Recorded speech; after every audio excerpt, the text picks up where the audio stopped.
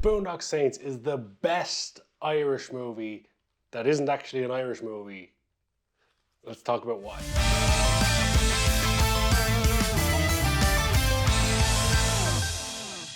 Now, if you've been on this channel before, there's a chance that possibly you've seen me give out about an Irish American's take on Ireland in a movie called Wild Mountain Thyme. That's the worst Irish movie I've ever seen. It's basically Lucky Charms, the movie. The Boondock Saints is made by a man called Troy Duffy, who's American, who more than likely is Irish in some capacity, has Irish heritage, because with a name like Duffy, there's a solid chance he's got some Irish link right there. And the Boondock Saints, despite being about Irish Catholic brothers who drink and fight, it's kind of, stereotypical in a way, it's still, for me, as an Irishman, one of the greatest Irish movies ever. It's just a lot of fun. It doesn't take itself too seriously. It doesn't play up the whole leprechaun stuff too much. And on top of that, take away the Irish element, it's just a great movie. It's very well told, it's unique, it's got some great scenes, some great jokes, and it'll have you laughing all the way through. If you have not seen The Boondock Saints, given that this video is going out on St. Patrick's Day in 2022, I'd highly recommend checking out The Boondock Saints. It's a movie about two Irish Catholic brothers who take on Boston's criminal underworld in the name of God. Now, I'm not the most religious man, I'm not a religious man at all. However, that being said, it's never a big issue for me when films focus on that or when other people want to celebrate that, to each their own. But the movie overall, as I mentioned, it's a hell of a lot of fun. There's some big action in it, some big jokes, and the storytelling and the filmmaking within it is very interesting because the movie doesn't follow a generic structure. It doesn't follow the same path that a lot of movies do, beginning, middle, and end.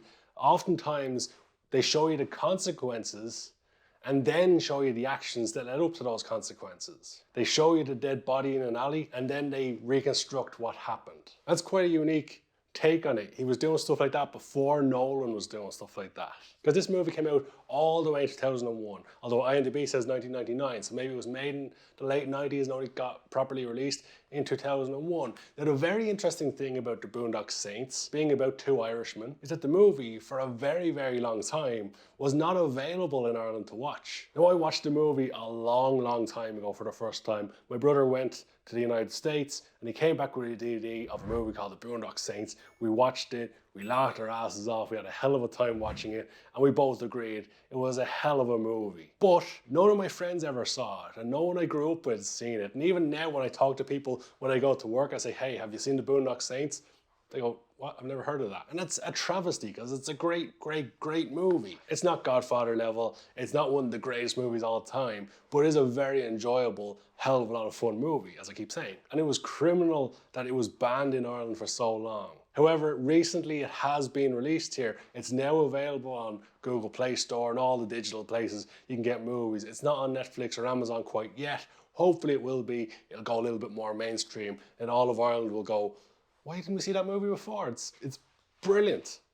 Feckin' brilliant. Now, as you may have noticed, I'm not talking too in-depth about the movie. I don't want to go through scene by scene because I simply don't want to ruin anything about the movie. There is a specific scene which I think is the reason the movie was banned in Ireland for a long time. Animal cruelty, I guess. You will know what I mean when you see that scene, but that scene's feckin' hilarious. The cast of this movie is also spectacular. You've got Norman Reedus, who of course you know from the likes of Walking Dead and was it Death Stranding, the video game he was in? He's become far more mainstream since that movie. You've also got Willem Dafoe in there, and arguably Willem Dafoe's best performance ever.